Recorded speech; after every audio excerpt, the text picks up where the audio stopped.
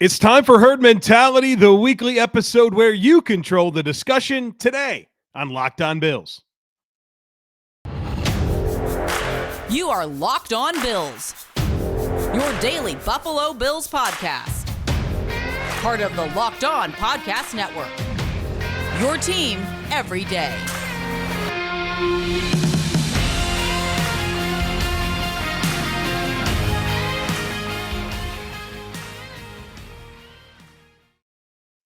What's up, Bills Mafia? It's Joe Marino from the Draft Network, and I'm your host of Locked On Bills.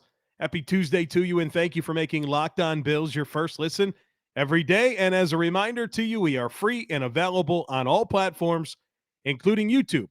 This episode is brought to you by FanDuel Sportsbook, the official sportsbook of the NFL. Make every moment more. Visit FanDuel.com/LockedOn today to get started. Well, folks, we've got a ton of great herd mentality items to get into today on the podcast. So let's do it. And this first chunk of questions are all centered around Tremaine Edmunds and some questions that have recently come out about him. So let's spend some time here talking Tremaine Edmunds and then get into some other really good topics like Bills rookie contributions, restructures, some draft discussions, some free agency discussions. A lot of good stuff coming your way today. The first one comes from Scarecrow, who says, I understand why you think Tremaine Edmunds will be re-signed after Beane's postseason press conference, but I think it's very possible they let him walk and use some of that cap space to invest in the offense instead. If Edmunds does walk, what available free agent linebackers could you see as potential stopgaps that fit into our scheme? Any day 2 or 3 draft prospects you see that we could bring in to develop behind our stopgap? So, yes, I have some players in mind, free agents and early round draft picks that would make sense to me. We'll start with the free agent side of things. 4 players come to mind that I think would work well in the Bills scheme, or I'm very cautious to say that because what Tremaine Edmunds brings from a coverage standpoint is pretty unmatched among inside linebackers in the NFL. So I loosely say they can come in and do all the same things, but some of these guys might be better downhill players. Some guys might have a touch better range, perhaps, but none of them can come close to what Tremaine brings in coverage. First player, David Long, linebacker from the Tennessee Titans. Rangy, athletic, a guy that can really run, flip his hips, carry routes, but doesn't necessarily have a ton of size to consistently be a downhill player, so you want to make sure he's covered up. Bobby Okereke from the Colts. Actually, this might be the most appealing option of anybody. I don't think he's going to come cheap. I think he'll be a pretty expensive addition, but if you wanted to go with a veteran replacement, Bobby Okereke from the Colts makes a lot of sense. Alex Anzalone from the Detroit Lions. He's been their starter for the past couple of seasons, was with the Saints previously. A likable player. I really think he's a good downhill player. Doesn't have the coverage range, but short area zones and downhill, I think he's a good player with good size. Has some injuries, though, throughout his career, but he's been healthy of late.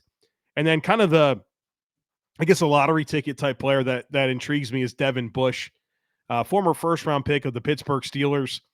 He was a high pick for a reason. Didn't really work out in Pittsburgh, but I think there's the highest ceiling there of all the players I just mentioned, and you might be able to get him on a cheap deal where it's a 1-year prove-it deal, and then he can reassess his valuation after this year, but he's certainly not striking while the iron's hot, so that's a player that could be intriguing.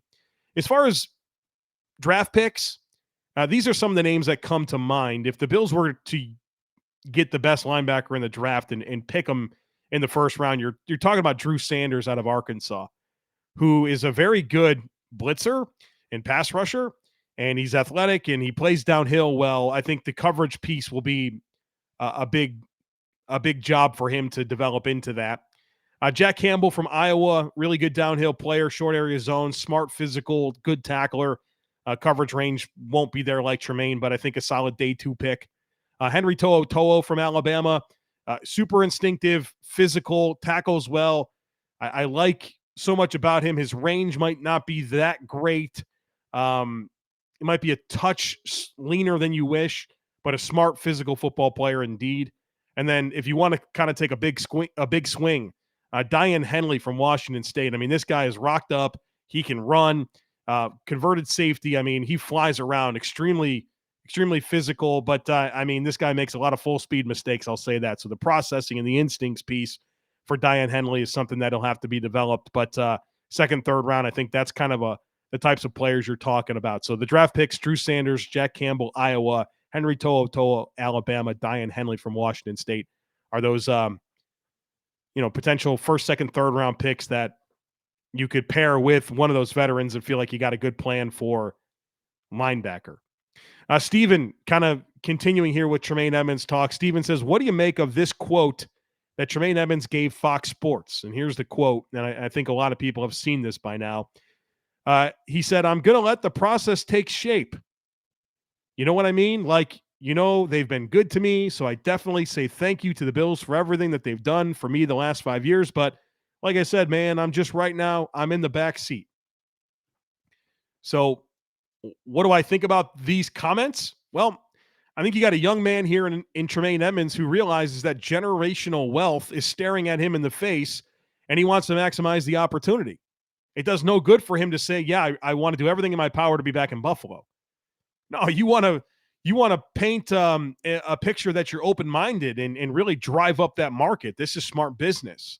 He's 24 years old. He's entering his age 25 season. He's a 5-year starter in the NFL, a 4-time team captain, a 2-time Pro Bowler. And his best season was last year, and that didn't count towards his Pro Bowls. He's been the starting Mike linebacker for a top 6 defense in the NFL in terms of total defense in 4 of the 5 seasons that he was a starter. 2 of the last 3 seasons, they've been in the top 2, or 3 of the last 4 seasons, they've been in the top 2 in scoring defense. And he's got a unique skill set that's perfect for today's NFL. This is a young man that realizes the opportunity in front of him to gain generational wealth for his family. I think this is a smart thing to say. I think the last thing he should say is, yeah, I really want to make it work in Buffalo. Now, the Bills are going to have to pay. We talked about that, but that's what I think of those quotes. I can understand why people feel like it's a indicator that potentially he won't be back, and that's fair. But to me, this is just posturing and messaging and trying to drive up your market and making sure that all options are on the table so you can maximize this opportunity to make a ton of money for you and your family. And keeping in mind that this was what he said at the Super Bowl, right, in Phoenix at an event for his agency, right? Keep that in mind here as you consider these comments. Matthew says, I share your feelings on Tremaine Edmunds and think he should be in Buffalo long term. What I don't understand is if the front office values him as much as you say, why did Brandon Beane prioritize and sign Dawson Knox over Tremaine? I'm glad they got the Knox deal done, but I think Tremaine is more important to the team as a whole. The question is, do you think Terrell Bernard would be a good trade candidate to a team that runs a 3-4? If so, what do you think they could get for him? He seems to have athletic traits that a 3-4 team could use as an inside linebacker. So first of all, on Tremaine Edmunds still not having an extension and the Bills getting Dawson Knox done before the season. Well, keep in mind, that's not necessarily an indicator of who they value more. It's just about who they were able to get a contract extension done with first.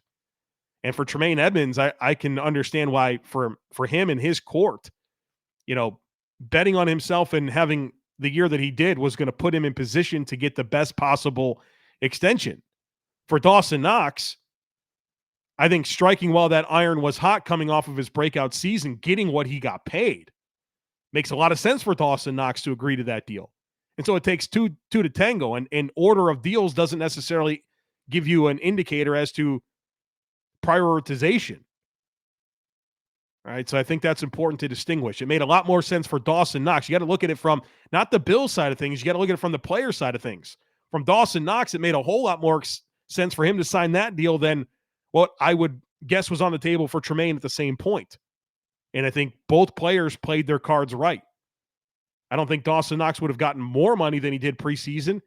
And I think Tremaine Edmunds will get more money postseason than he would have preseason. As for Terrell Bernard, I mean, we are less than a year from this guy being drafted. I surely hope that there is a plan for this guy, for him to be a top 100 pick, a third round pick. I trading him to a different scheme. I'd hope that you had the right foresight and understanding of what you were getting and what type of defense you wanted to run when you made this guy a third round pick. If I'm not mistaken, number 89 overall. Today's episode is brought to you by Built Bar.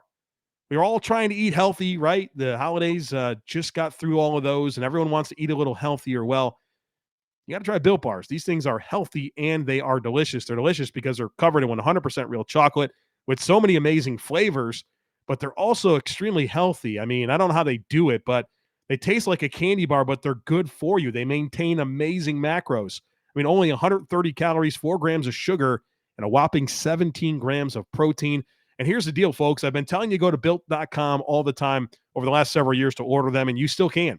But you can also pick them up at your local Sam's Club or Walmart. So you can go and pick them up off the shelf in addition to ordering from built.com. Check them out. They're the best tasting protein bars on the planet, and I guarantee you'll thank me later.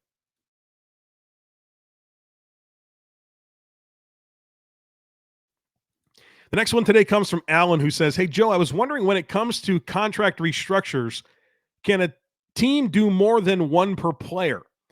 For example, if they restructure Josh this year, can they do it again next year to create more cap space? Also, if they decide to trade Ed Oliver, what can you realistically expect in return in terms of draft picks or another player?" All right, so let's talk about Ed Oliver and his trade value and restructures. Well, let's do Ed Oliver first, because I think it's probably a little bit more straightforward. I've seen a lot of people suggesting trade Ed Oliver. Okay. For those that are suggesting this or asking this question, what's your plan for 3-Tech? What's your plan for 3-Tech in 2023? That makes it logical to move on from Ed Oliver. You're not going to trade him for another 3-Tech. That doesn't make sense to anybody. You're doing it to clear salary. Well, okay, who's your 3-Tech? You're not going to draft somebody at pick 27 that's going to be as good as Ed Oliver.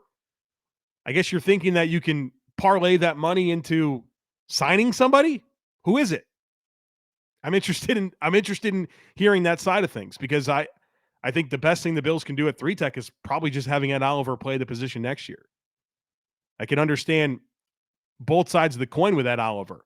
You wish that he was a more dominant player as a top 10 pick, and you certainly hope that he measured better against the guys that were picked after him at defensive tackle. But that doesn't mean he's not the best 3-Tech for the Bills next year, even at his contract. If you were to trade him, I guess you would get a top 50 pick and plus a mid-round. So, like, I don't know, pick 45 and fifth-round pick or something like that. Maybe a player-for-player trade, but, I mean, what hole? You're creating a hole to fill another hole. So it's all about what holes you feel like you can fill in the best possible ways. I don't know. Like, I wouldn't mess around too much here, because you know what you have in Ed Oliver at 3-Tech. As far as restructures, and I probably should have talked a little bit more about this before I started talking about all these restructure ideas. What does it mean, and how does this all happen?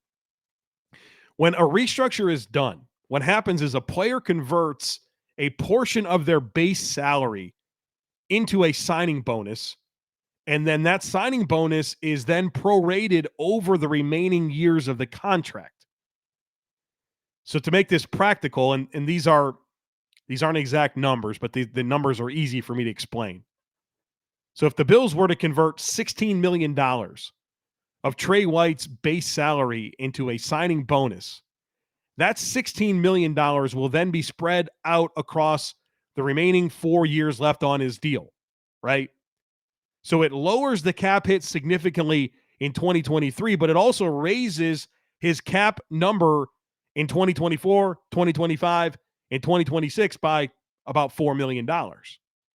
So you want to do restructures with players that you know are going to be around and be part of your long-term plan, because in reality, you're just pushing money into future years and making them more expensive down the line.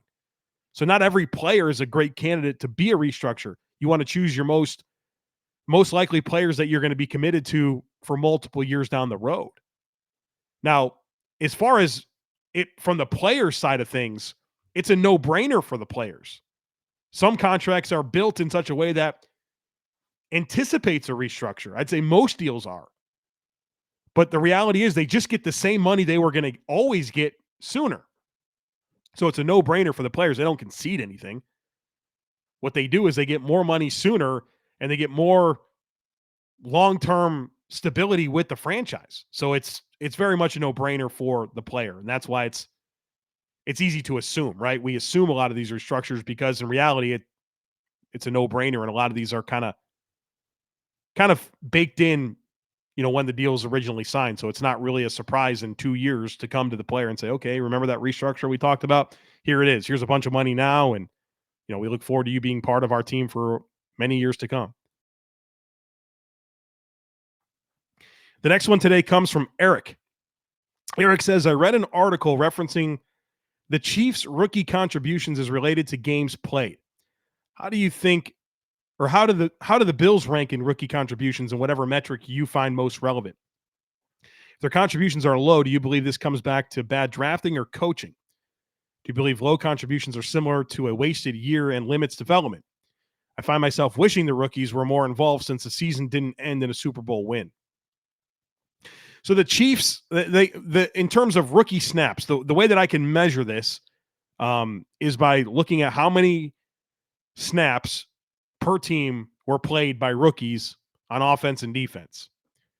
And so the Chiefs were very high. They played a ton of rookies. They were 7th in the NFL. They had 3,721 snaps from rookies. And that was a calculated choice. They really rebuilt their defense and allowed a lot of rookies to play, particularly in their secondary. And then, of course, Isaiah Pacheco, a 7th-round running back. George Karlaftis, a 1st-round pick at defensive end, started all year long. So they were able to get a lot of snaps out of their rookies. And look, how amazing is that for them? They won the Super Bowl, and a bunch of young players got a lot of very meaningful playing time. The Eagles, on the other hand, were 32nd in the NFL, dead last. They got 880 snaps from rookies. They were last by a lot. The Rams were 31st at 1,344 snaps. I mean, that's pretty crazy, right? They earned this by a good bit. And so, I mean, there's no correlation here. There's no correlation to, okay, you played rookies and it had something to do with your success. When I look at the teams that are high on the list, Houston, number 1 at over 5,000, Seattle over 5,000, number 2, the Bears, number 3, just under 5,000, the Giants at 4, the Titans at 5 with nearly 4,000. What I can tell you about all of those teams is they all started rookie offensive linemen, and some of them multiple, right? I mean, the Seahawks had 2 rookie tackles. Well, they play every snap on offense all year long, so that's going to drive up your rookie snaps. So to me, this data is more interesting than it is important. There's lots of reasons why a team could have varying levels of rookie snaps. Like I mentioned, starting offensive line, that's going to move the needle. I mean, the Texans, Kenyon Green started all year long at left guard. Derek Stingley at corner, right? The Bears had a couple rookie starting offensive linemen. The Giants did as well. The Titans did as well. I mean, that drives it up. The Bills came in at 28th on this. They had 1,624 snaps from rookies this past season.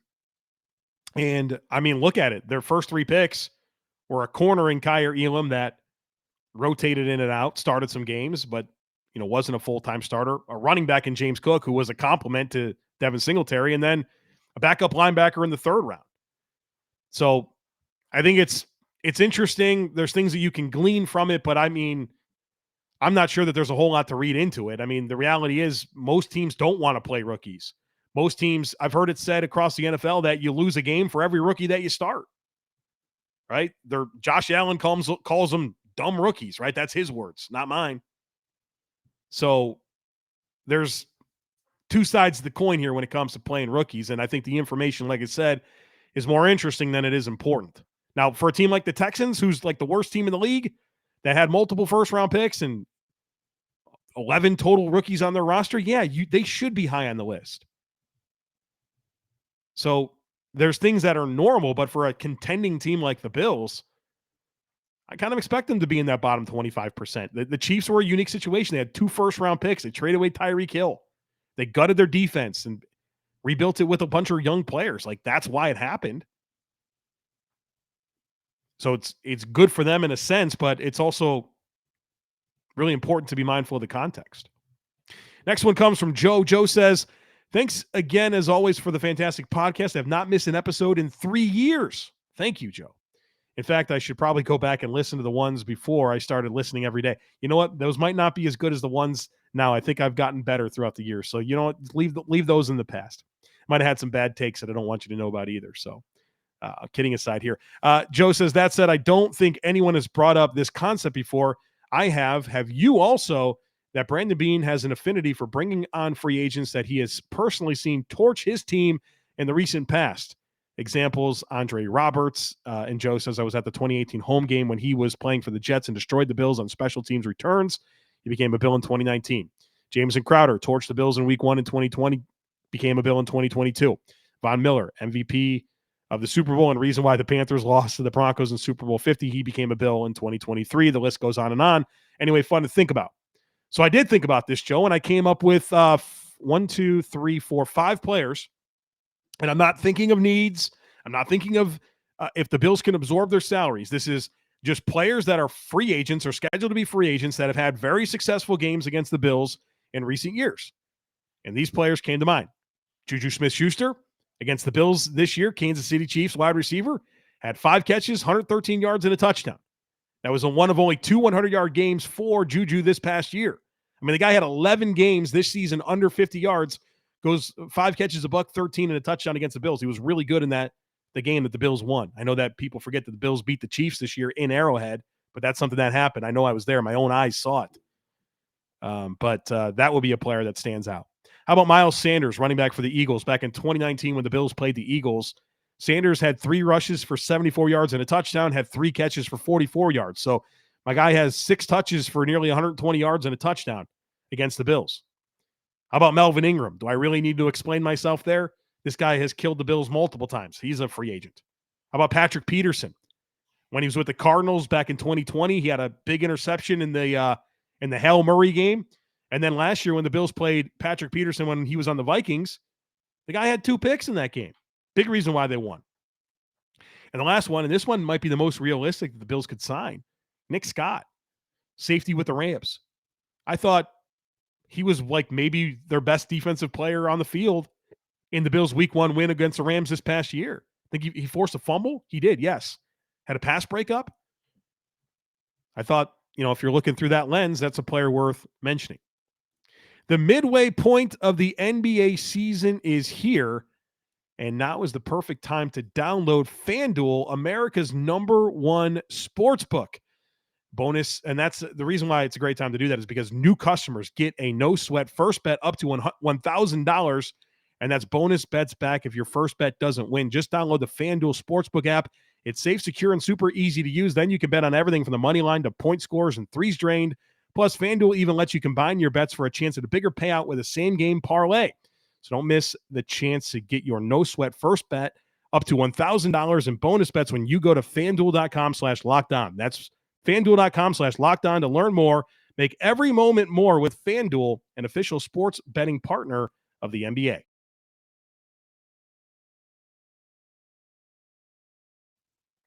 Got a few more to get to here today. The next one comes from Old Man Harris, who says, as a preseason goal for more yards after catch was discussed by the Bills, you spoke about it twice during the season. How did the situation turn out? I appreciate you bringing this up, Old Man Harris. The Bills in 2022 finished dead last in the NFL in yards after catch per completion. 4.4 yards after catch per completion, 32nd in the NFL. 1 year after being 32nd in the NFL in yards after catch at 4.3. In 2020, they were 24th at 4.7. Again, the point that I've always made with yards after catches, I understand the type of quarterback that Josh Allen is, the type of routes that the Bills run. I understand how it's not going to lead to a ton of yards after catch, right? I don't want him to be in the top 10. I'm not asking for that. But can he be average? Can he be over 5? I think that's doable. A lot of yards, a lot of easy yards that are out there for this Bills team to have offensively. It doesn't have to always be air yards. Dead last 2 years in a row in yards after catch per completion. To me, I'd be looking at ways to get that going a little bit more. Vin says, Joe, I wanted to have a little NFL draft talk. I always get on board with whatever they choose, but right now my hope is in the first 3 rounds to address, number 1, offensive weapon, preferably a wide receiver. 2, offensive line to protect Allen. 3, maybe a safety to inject some youth into that position group. I really like all the highlights of Jalen Hyatt, and Jalen Hyatt is a wide receiver from Tennessee. He appears to have legit speed. He does, Vin. He's probably a 4-2 guy. How would he fit into this offense, and would you approve of him being their first pick? Probably. Yeah, I think he's in a lot of ways a type of player I'd like to see the Bills to add, an explosive player, really, really good speed. He's got a big adjustment coming from that Josh Heupel offense, playing a lot in the slot. So there's going to be an adjustment there. But stylistically, I think he's in a lot of ways a player that could be a do-everything receiver that stylistically is something I'd like to see in the Bills offense. Vin goes on to say one last thing, if you have time. Osiris Torrance is ranked higher than Andrew Voorhees on the TDM top 100. However, Voorhees is listed as a 2nd-round grade, while Torrance is listed as a 4th-round grade. Could you explain why that is? Yes, I can. Also, just your other draft thoughts there. Yeah, I kind of see it similarly. What happens in the coming weeks with extensions, free agency, that will dictate a lot of that. But right now, if you say receiver, offensive line, and then a safety, yeah, I'm picking up what you're laying down there. I can get on board with that. As far as the Torrance Voorhees thing and how Torrance is higher on our rankings than Voorhees, but Voorhees has a higher grade than Torrance, that's because we're still in the regional scouting component of our process. So the scouting reports and grades that you'll see on the website are all from the regional scout. The ranking, the top 100 players, that's an average of all 5 of our scouting staff's members' ballots averaged together to put them in order. All right, so that's why. And in March, we start doing cross checks. And so we watch all the players and we give everybody a grade. So it'll become more complete. You'll start to see consensus grades as opposed to just regional grades. But that's just a kind of a consequence of where we are this time of year before we do cross checks. So that's just the regional grade versus the consensus of everybody. Stu says, I just finished listening to the safety performance review. At safety, from what you've seen so far, do you see Christian Benford being more of a Jordan Poyer type or a Hyde type? Will his skills complement Hyde, or will they be redundant? Along the same lines, I was shocked to hear Hamlin's numbers in the performance review. Watching him, it looked like he was always around the ball and made a lot of big tackles. If Hamlin is able to play again, will he complement Hyde? And do you think his numbers would be better playing alongside Hyde than they were alongside Poyer? Again, football is far from the most important thing in DeMar's life right now. Just curious where he'd fit best if he can return.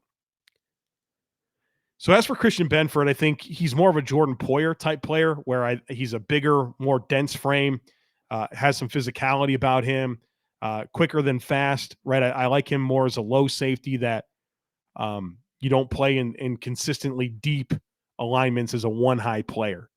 And so I think that he complements Hyde better than he does Poyer, if that makes sense.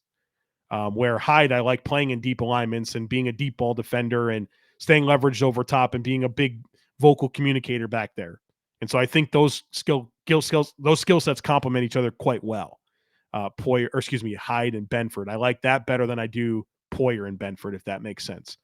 As for Hamlin, I think with DeMar, the way he played was very, very aggressive, very, very physical.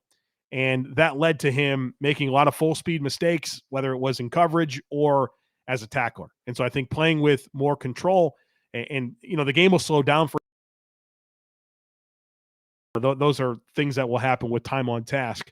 But I do think that DeMar is probably a better complement with Hyde than he is Poyer, because I think DeMar's physicality, slot, carry tight ends, I think that's the kind of stuff that I like more from him as opposed to kind of a deep zone defender. So I think whether it's Hamlin or Benford, they both pair with Hyde better than they do Poyer. If that makes sense. Last one here comes from Eli, and I got this question from a few people, so I definitely want to take a chance to answer it. It's not about the Bills. And so if you have questions about non-Bill stuff, I'm happy to answer them. Obviously, we're going to be 95% Bills, but I'm happy to talk about other stuff as well. Eli says, what do you think about Eric Bieniemy becoming the Washington Commanders offensive coordinator and assistant head coach?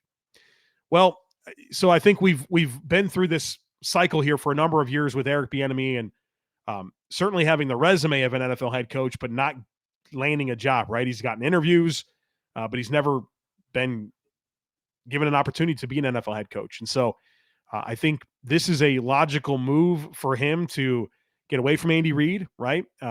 Go to a place like Washington where offense really hasn't been good for a long time, since what, Robert Griffin III, for like a year. I mean, their offense has been bad for a number of seasons. So I think this puts him in a position to showcase himself away from Andy Reid and, get the label of assistant head coach. I think is really good for Washington, who I think could be in position to either move on from Ron Rivera, who just is consistently an average. He produces average results every single year. I think he's been an NFL head coach for 12 years, and in 9 of them, his team had a losing record, right? I mean, like, good dude, but like the results are just not always there, or they're not there. There's huge sample size of data here.